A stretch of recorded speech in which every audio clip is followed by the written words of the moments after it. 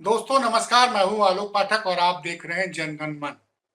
UP से एक बड़ी खबर है और ये खबर मोदी के लिए अच्छी खबर नहीं है। जी हां, अभी हरियाणा में तो जश्न मना, भारतीय जनता पार्टी ने हैट्रिक बना ली, लेकिन उत्तर प्रदेश में एक विवाद ऐसा हुआ है जिसकी वजह से लग रहा है कि बीजेपी का जो ओबीसी वोट बैंक है वो खिसक सकता है। अब आप पूछेंगे कि ये मैं क्या कह रहा हूं।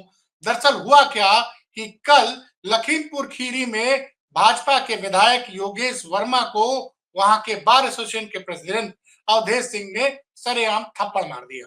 जानकारी ये दे दूं कि अवधेश सिंह भी भाजपा के सदस्य हैं। और मामला पूरा क्या था, वहां अर्बन कोऑपरेटिव बैंक का चुनाव होने जा रहा था और अवधेश सिंह की जो पत्नी है मंजू सिंह, वो अर्बन कोऑपरेटिव बैंक का अध्यक्ष पद का चुनाव लड़ रही थी, पूर्व अध्यक्ष भी रह चुकी है। वहां कुछ विवाद था, वहां पे फॉर्म भरे जा रहे थे।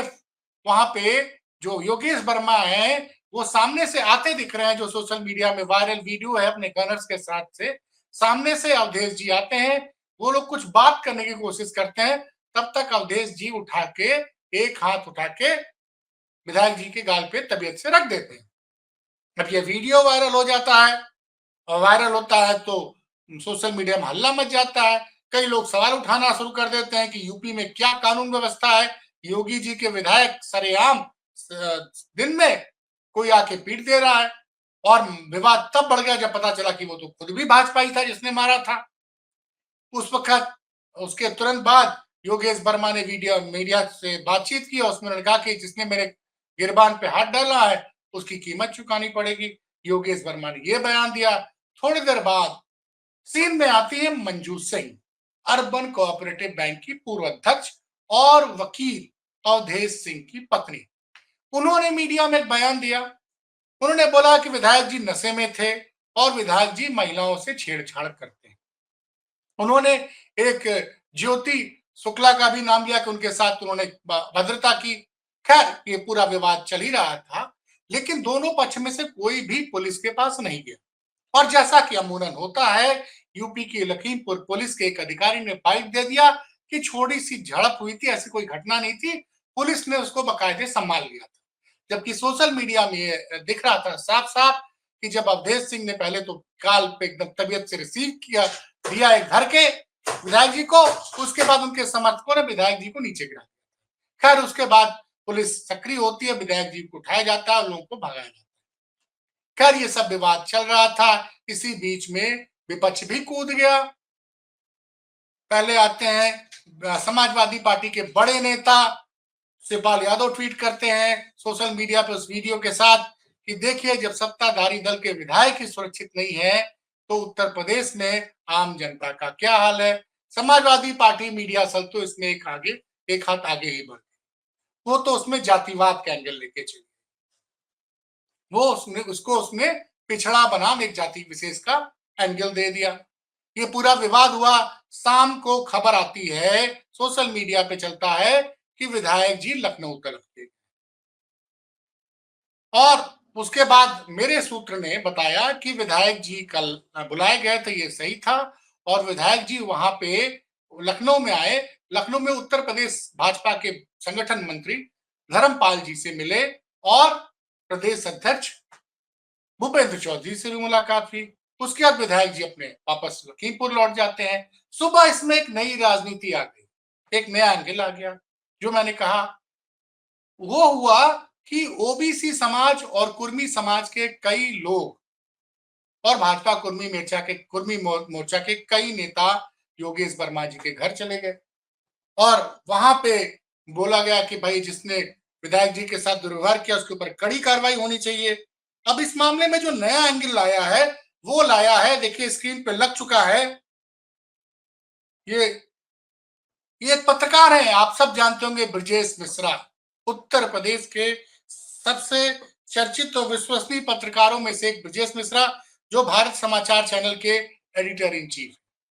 अब वो ट्वीट करते हैं, उनका चैनल ट्वीट करता है, लखीमपुर विधायक योगेश वर्मा की पिटाई से कुर्मी जाति बेहद आक्रोशित, नाराज कुर्मी समाज व ओबीसी मोर्चा विधायक के घर मिलने पहुंचा। सभी ने विधायक को पीटने वाले अवधेश सिंह पर कार्रवाई की मांग की। आरोपी अवधेश पर कार्रवाई न होने से आंदोलन करेगा कुर्मी समाज। अब देखिए, कुर्मी समाज नाराज है इसलिए कि उसके विधायक योगेश वर्मा पे भाजपा के एक सदस्य, क्यों मैं भाजपा के सदस्य कह रहा हूं वो भी मैं आपको बताता हूं। क्योंकि अवधेश सिंह वैसे बार एसोसिएशन लखीमपुर के अध्यक्ष हैं। उनकी पत्नी Pushpa Singh urban cooperative bank की पूर्व अध्यक्ष रह चुकी है और वो भाजपा की सक्रिय सदस्य। खैर साहब, ये खबर भारत समाचार में जैसी चली उसके बाद तो खलबली मचनी स्वाभाविक थी। अब भाजपा संगठन सक्रिय हुआ और भाजपा के प्रदेश प्रभारी और प्रदेश महामंत्री और मुख्यालय प्रभारी गोविंद नारायण शुक्ला ने बाकायदे एक नोटिस इशू किया, show cause notice. Show cause notice किसको किसको इशू किया है? श्रीमती पुष्पा सिंह को, श्री अवधेश सिंह को, श्री अनिल यादव को और श्रीमती ज्योति शुक्ला को। ये देखिए नोटिस स्क्रीन पे लगी हुई है। इस नोटिस में बोला गया है कि आप लोगों ने कल लखीमपुर में भाजपा के विधायक योगेश वर्मा और भाजपा व्यापार प्रकोष्ठ के संरक्षक गोविंद अग्रवाल के साथ दुर्व्यवहार किया है। इसमें वहां के लखीमपुर खीरी के जिला भाजपा अध्यक्ष ने अपनी रिपोर्ट मुख्यालय भेज दी है। उस रिपोर्ट का संज्ञान लेते हुए, समझिए भाषा, इस रिपोर्ट का संज्ञान लेते हुए प्रदेश के संगठन महामंत्री भाजपा के धर्मपाल जी और भूपेंद्र चौधरी के निर्देशानुसार आपको ये नोटिस इशू किया जाता है कि आप 2 दिन के अंदर अपना स्पष्टीकरण दें कि आपने उनके साथ ऐसा मतलब दुर्व्यवहार क्यों किया। अगर 2 दिन के अंदर आपने इस चिट्ठी का जवाब नहीं दिया तो आपके खिलाफ कड़ी कार्रवाई की जाएगी। अब देखिए, ये एक, और तब तक जब तक ये लेटर आता है तब तक किसी को कुछ नहीं पता होता है, क्योंकि पुलिस तो पहले ही बोल चुकी थी, बयान आ चुका था। पुलिस कल तक ये जानकारी थी कि न विधायक जी कंप्लेन करने गए, न विधायक के ऊपर आरोप लगाने वाली पुष्पा सिंह पुलिस के पास गई। सब लोग मीडिया में बयान दे रहे थे। लेकिन अब से थोड़ी देर पहले एक चिट्ठी वायरल है। चिट्ठी की मैं प्रामाणिकता तो नहीं प्रूव कर सकता, लेकिन कई मीडिया कर्मियों ने बताया है कि ये चिट्ठी शायद ओरिजिनल है। तो राजू अग्रवाल जी ने एक चिट्ठी दी है लखीमपुर पुलिस को कि हमारे साथ और विधायक जी के साथ दुर्व्यवहार हुआ है, आप लोग इसकी आरोपियों के खिलाफ मुकदमा दर्ज कीजिए। और उन्होंने तो उस एप्लीकेशन ये भी लिखा है कि उन्होंने गले में 70 ग्राम की सोने की चैन पहनी हुई थी, वो चैन भी इस मारपीट में कहीं गायब।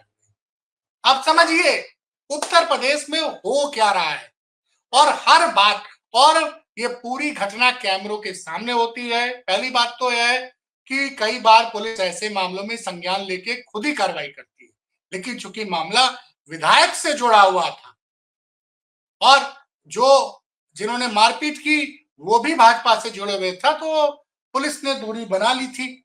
आपको तो याद ही होगा कि 2019 के पहले बस्ती जिले में क्या हुआ था।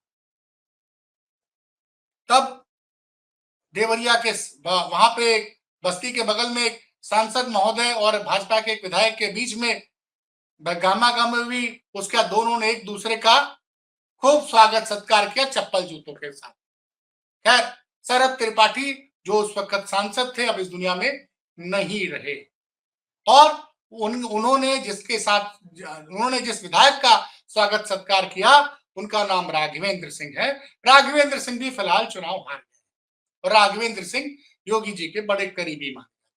खैर, शरद जी का उस कुछ दिन बाद एक तबीयत खराब हुई, दुनिया में नहीं रहे। तो ऐसे मामले, ऐसा नहीं है कि पहली बार भाजपा, और अभी हाल ही में एक और वीडियो वायरल हुआ था जिसमें भाजपा के सांसद, विधायक और एक और नेता के बीच में गर्मा गर्मी हो गई थी, तब अधिकारियों ने उसको रोक दिया था।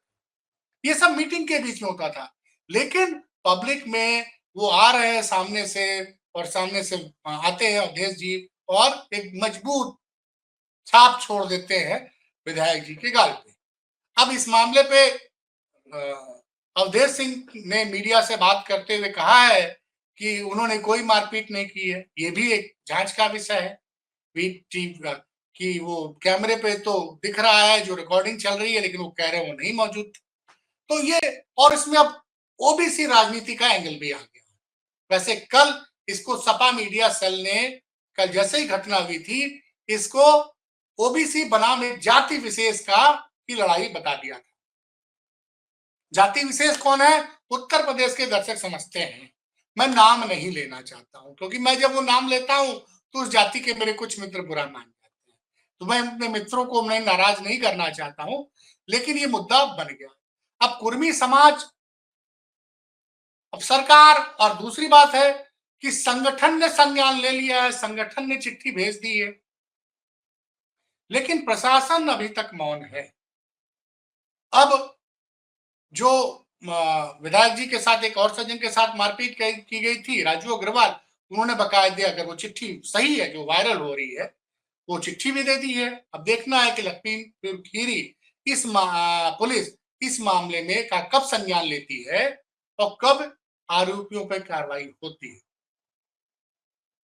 वैसे उत्तर प्रदेश में कोई सरकार की आलोचना कर दे तो कुछ लोगों की भावना आहत हो जाती है, वो पुलिस के पास चले जाते हैं और पुलिस तुरंत एफआईआर लिख लेती है गंभीर धाराओं में।